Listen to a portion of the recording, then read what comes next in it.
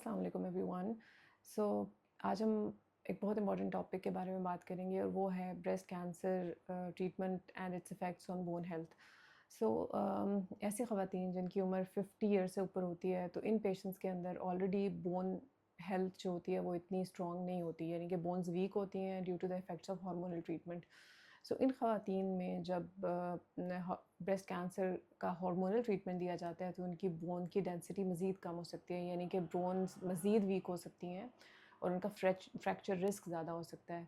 सो ऐसी ख़वातीन जो कि हार्मोनल ट्रीटमेंट्स पे हैं, जो पोस्ट मेनोपॉज़ल हैं और जिनको हम हार्मोनल ट्रीटमेंट दे रहे हैं, उनको स्पेशली अपने कैल्शियम और विटामिन डी के इंटेक को ज़्यादा करना चाहिए। दूसरी चीज़ ये कि उनको कुछ हम इंजेक्शंस एडवाइस करते हैं जो कि वंस एवरी 6 मंथ्स या वंस एवरी ईयर दिए जाते हैं, और ये इंजेक्शंस आपकी बोन डेंसिटी को इंक्रीज़ करते हैं और आपकी बोन्स के फ्रैक्चर रिस्क को रिड्यूस करते हैं। ऐसे पेशेंट्स जो इंजेक्शंस के लिए विलिंग नहीं होते या फिर इंजेक्शंस किसी वजह से उनमें नहीं दिए जा सकते, उनका किडनी फंक्शन अच्छा नहीं होता, या फॉर अदर रीज़न्स, सो उनको हम कुछ टैबलेट्स रिकमेंड करते हैं। सो वो tablets either once a week ली जाती है या वंस अ मंथ ली जाती है या वंस एवरी 3 मंथ्स ली जाती है। सो ये टैबलेट भी वही फंक्शन करती है जो कि इंजेक्शन करता है, यानी कि आपकी बोन हेल्थ को मेंटेन करती है या बोन्स को स्ट्रॉन्ग करती है। सो इन इंजेक्शंस को शुरू करने से पहले बहुत ज़रूरी होता है कि आप अपना ब्लड में किडनी ब्लड टेस्ट कराएं, क्रेटिनिन लेवल चेक करें, कैल्शियम लेवल चेक करें, और इसके अलावा अपने विटामिन डी लेवल्स भी एडिक्वेट होने चाहिए इन इंजेक्शंस या टैबलेट्स के लिए।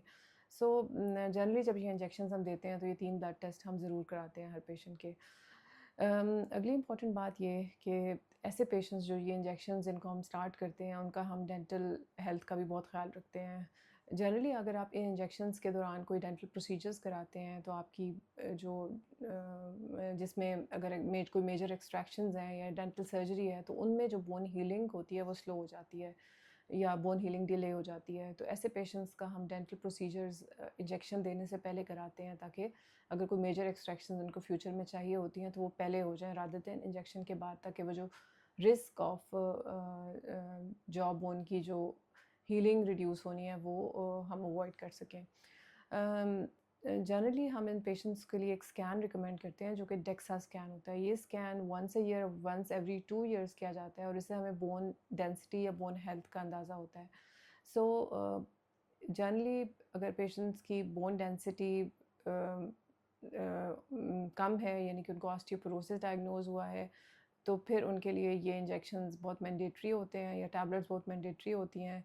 और अगर वो इस टैबलेट को नहीं लेंगे और सिर्फ हार्मोनल ट्रीटमेंट लेंगे तो उससे उनका फ्रैक्चर का रिस्क बहुत ज़्यादा हो जाएगा, और अनफॉर्चुनेटली ऐसे ऐसे फ्रैक्चर्स बहुत कॉमनली देखे गए हैं स्पाइन के, और ऐसी पेशेंट्स जनरली बहुत ज़्यादा पेन की कंप्लेन करती हैं, स्पेशली लोअर बैक पेन की।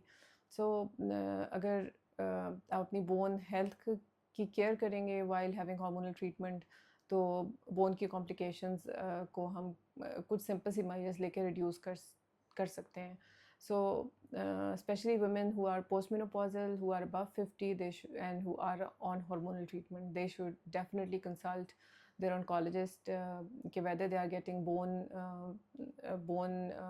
health maintaining injections or not.